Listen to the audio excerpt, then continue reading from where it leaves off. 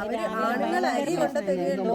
പക്ഷെ നമ്മളാണ് ഈ വെള്ളം എവിടെ പോയാണോ കൊണ്ടുവരേണ്ടത്. ഒന്നാമത്തെ ഒരു കിണറല്ലേ ഉള്ളൂ, ആശ്രയം ഒരു കിണറല്ല, ഒരു കിണറാണ്. അവിടെ നിന്നാണ് 7 പെരക്കാര് വെള്ളം കുടിക്കുന്നത്. പിന്നുള്ള വെള്ളമൊക്കെ ഇതിന്റെ മണം ശ്വസിച്ചിട്ട് ശ്വാസം ശ്വാസം മുട്ടാണ്. പണിക്ക് വരെ ഗവൺമെന്റുകൾ ഇഷ്ടം മാതിരി വന്നിട്ട് മരുന്ന് ഇങ്ങനെ കുടിക്കുക തന്നെയാണ്. മരുന്ന് കുടിച്ചാൽ മാറൂല. ഈ മണം പോകാണ്ട് മരുന്ന് കുടിച്ചിട്ട് കാര്യമല്ല. ഇപ്പൊ ഡോക്ടർമാർ എന്നെ നിർദ്ദേശിക്കുന്നത് ശ്വാസം മുട്ടുള്ള രോഗികളെ പുറത്ത് എവിടെയെങ്കിലും കൊണ്ടുപോയി താമസിപ്പിക്കാനാണ് പറയുന്നത്. അല്ലാതെ ഇനി മരുന്ന് കുടിച്ചിട്ട് കാര്യമില്ല. 1.5 മാസവും 2 മാസമൊക്കെ ആയിട്ട് മരുന്ന് ഇങ്ങനെ കൂട്ടി കുടിച്ചിട്ട് കാര്യമില്ലല്ലോ. അവരിപ്പോ അടുത്ത ഒരാൾ ഡോക്ടറെ അടുത്ത് പോയപ്പോഴും പറയുന്നത് ഈ അലർജിന്റെ പ്രശ്നം എന്നിങ്ങനെ നിങ്ങൾ എന്താണ് ഇങ്ങനെ ശ്വസിക്കുന്നത് ചോദിച്ചപ്പോൾ ഈ ഒരു സ്മെല്ലാണ് എന്ന് പറഞ്ഞാൽ അതുകൊണ്ടാണ് നിങ്ങൾക്ക് ഈ അലർജി മാറാത്തതെന്നാ പറഞ്ഞത്. അത് ഉറക്കത്തിൽ നേരം നമുക്ക് എത്തിച്ചു കൊടുക്കാം വണ്ടിയിൽ എന്തെങ്കിലും. അല്ലാത്തത് ഇപ്പോൾ സർക്കാർ എണ്ണയിൽ ഇടപെടാണ്ട് നടക്കൂല. അപ്പോൾ നമുക്കൊന്ന് പോയതിൻ്റെ കാര്യത്തിൽ നമുക്ക് എന്ത് ചെയ്യാൻ പറ്റൂ? പോയാൽ നമുക്ക് കൃത്യമായി നിർമ്മിക്കാൻ പറ്റൂലല്ലോ. അത് പ്രകൃതി വരുന്നല്ലേ. ഇവരെ ഈ തെമ്മാടിത്തരം ഇനി നമുക്ക് മുന്നോട്ട് സഹിക്കാൻ കഴിയൂല. അങ്ങനെ നമ്മൾ മരണം വരെ മരിച്ചു വീണാൻ പറ്റില്ല. സമരപന്തൽ മരിച്ചു വീണാലും ഇതിനൊരു അന്തിമ തീരുമാനമാണ്ട് നമ്മൾ അവിടെ എണീച്ചു വരില്ല. അതന്നെ തീരുമാനം. നമസ്കാരം. എൻ്റെ ഈ പുറകിൽ കാണുന്നതാണ് ഇരുതുള്ളിപ്പുഴ. പല വീഡിയോസിലും ആളുകൾ ചോദിച്ചിട്ടുണ്ട് നിങ്ങളെ പ്രശ്നങ്ങൾ എന്താണെന്ന്. കാരണം പൂർണ്ണമായിട്ടും നമുക്കതിനെക്കുറിച്ച് കാണിക്കാൻ പറ്റിയിട്ടില്ല. നമ്മളെ അവസ്ഥകൾ ഇങ്ങനെ വിളിച്ച് പറയാമെന്നല്ലാതെ. ഇന്ന് ഞങ്ങൾ വന്നിട്ടുള്ളത് ഇരുതുള്ളിപ്പുഴേൻ്റെ തീരത്ത് ഏകദേശം ആ ഫാക്ടറീൻ്റെ ഫ്രഷ് കട്ട് കമ്പനീൻ്റെ ഒരു 3 കിലോമീറ്റർ താഴെയാണ്. ഇവിടെ പൂതാങ്കുഴി എന്ന ഭാഗം പറഞ്ഞൊരു പ്രദേശത്താണ്. ഈ കാണുന്ന പുഴേൻ്റെ തീരത്ത് ഇതാണ് ഞങ്ങളുടെ ഇരുതുള്ളിപ്പുഴ. ഈ പുഴേൻ്റെ തീരത്തായിട്ട് കുറേ വീടുകളുണ്ട്.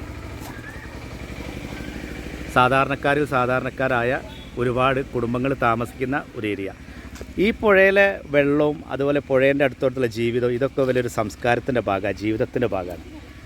അതുകൊണ്ട് തന്നെ ഇവിടെ കാണുന്ന ഈ പൈപ്പ് കണ്ടോ,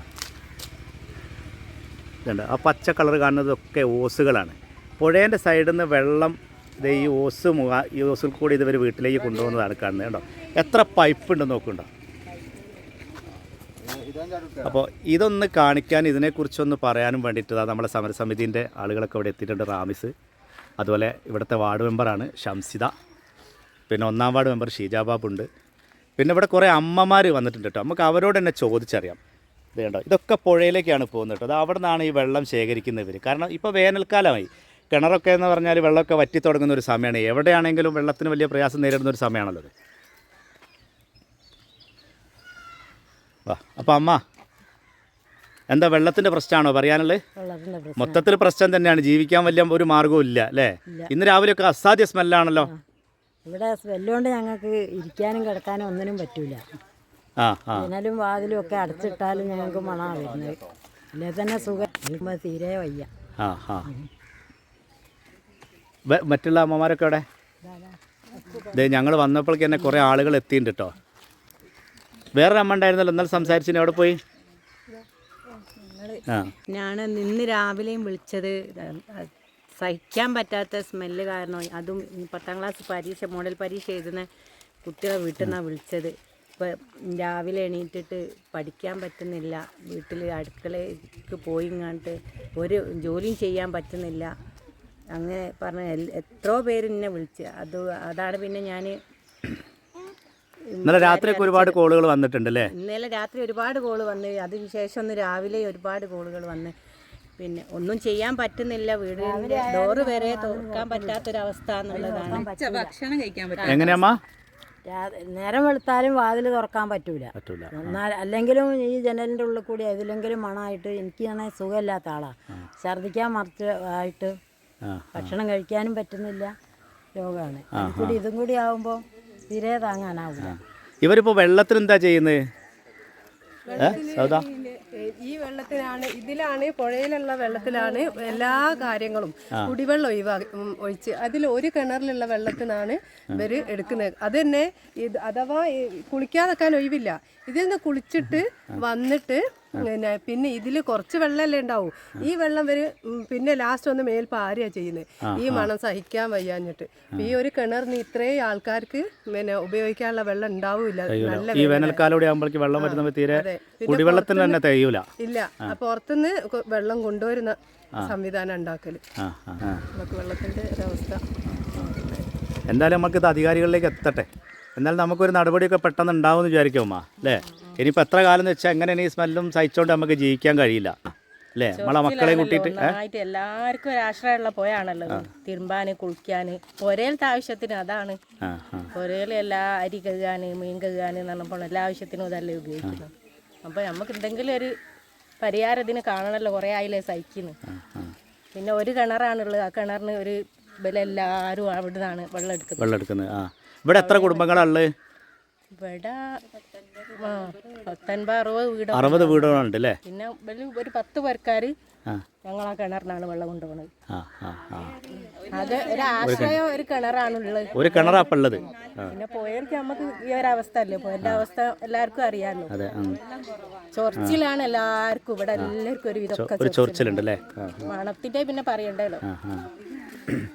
ഇതിപ്പോൾ പുഴേൻ്റെ തീരത്ത് എവിടെയെങ്കിലും കുഴി എടുത്തിട്ട് കുറച്ച് വെള്ളം എടുക്കാമെന്ന് വെച്ച് കഴിഞ്ഞാൽ അതൊന്നും നടക്കില്ല. കാരണം ഇതിൽ നിന്ന് ഈ ഫാക്ടറിയിൽ നിന്ന് ഒഴുക്കി വിടുന്ന ഒരു നെയ്യുണ്ട്, അത് കംപ്ലീറ്റ് ഈ വെള്ളത്തിലേക്ക് ലീക്കാവുകയാണ്.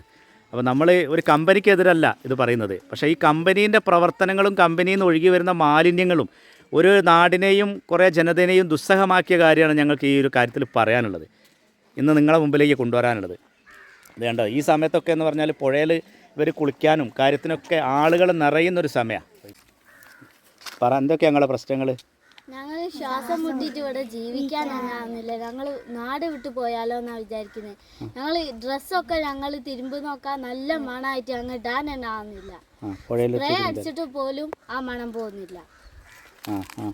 ഈ പുസ്തകം വായിക്കാനൊന്നും കഴിയുന്നില്ല വീട്ടിൽ കുത്തിരുന്നിട്ട് അല്ലേ?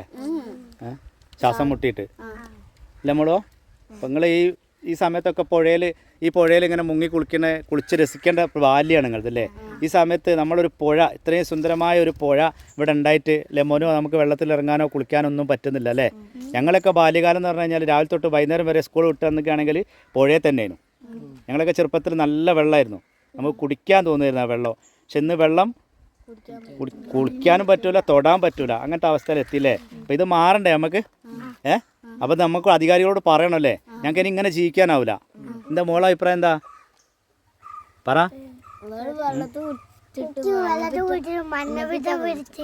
മഞ്ഞപ്പിത്തം പിടിച്ചിനോ? ചൊറി പിടിച്ചു അല്ലേ? മോക്കോ? ചെവി വേദനയൊക്കെ ഉണ്ടല്ലേ? മൊത്തത്തിൽ പ്രശ്നം തന്നെയാണ്.